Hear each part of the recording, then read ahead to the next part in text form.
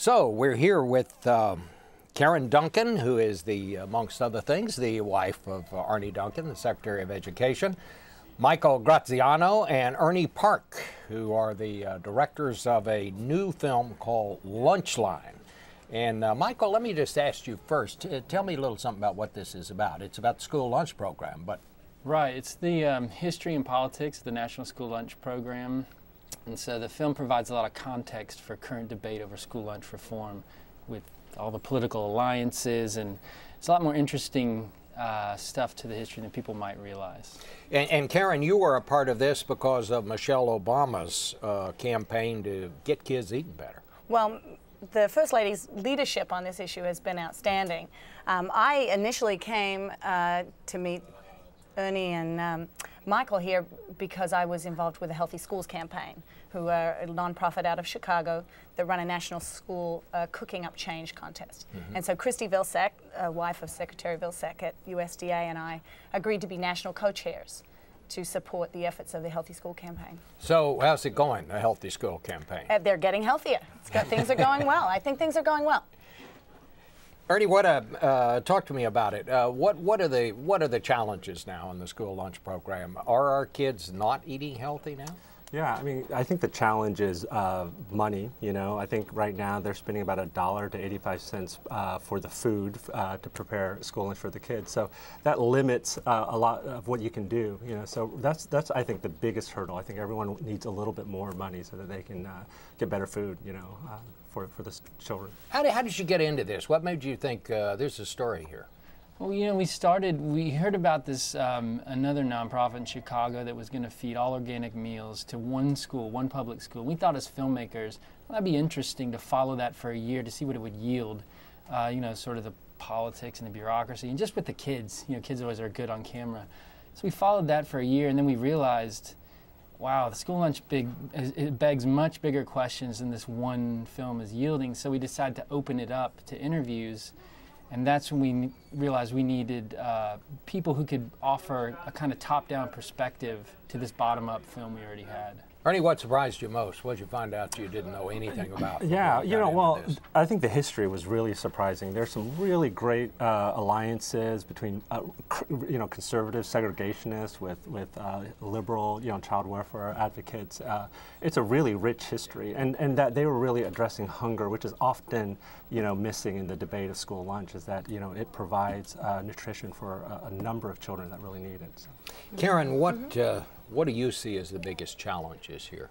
I think one thing we should point out is that while we have, you know, a very big issue here with childhood obesity in this country, that there's a lot of hope right now. And I feel like that, you know, there's an urgency to the issue, but films such as Lunchline, the First Lady's efforts, the leadership of Secretary Vilsack really are providing or moving this forward. And I feel like we're at a bit of a tipping point in terms of where we are. And so I think it's becoming more of a solution-based sort of conversation. How much impact does the federal government have on the lunch program? I mean, how much impact does the federal government have on what our kids are eating when they go to school?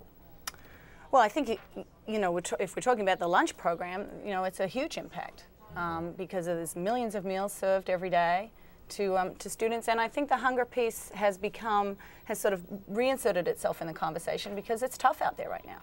And there are people use the lunch program in different ways. It means different things to different people. But for some large numbers of kids out there, the school lunch program provides them with their main solid square meal of the day. And so it's really important that it's as nutritious as it can be. Is there opposition? What is the main problem that you all found in getting these kids to eating the right things? Because frankly, I mean, I see you know, these drink machines in schools, all this sugar. Somehow it seems to me that this thing is kind of all over the lot. Well, I think school lunch touches every part of the food system, so it's interesting. And I think there are a lot of vested interest with the status quo, so that's one problem. And then the other problem, as Ernie mentioned, as Karen pointed out, is there's resources.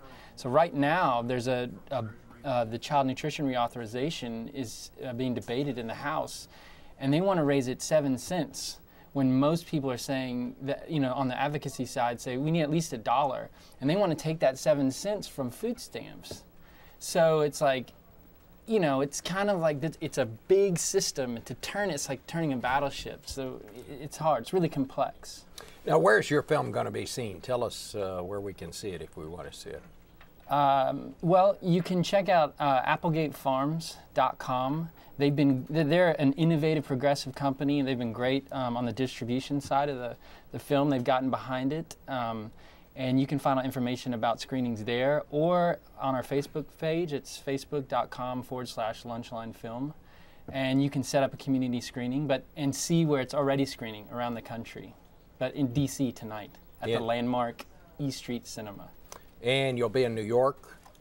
On the 6th, October 6th, and Atlanta October 13th, Houston October 28th, and, you know, on from there. Karen, when you go home at night, what do you say to your husband about this?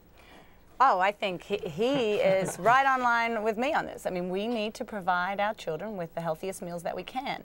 And I think there are lots of examples around the country of people who, yes, resources are limited, but they're finding creative ways to get this done, to get more fruits and vegetables into the classroom, to improve their education, not only of the students, but also of parent education.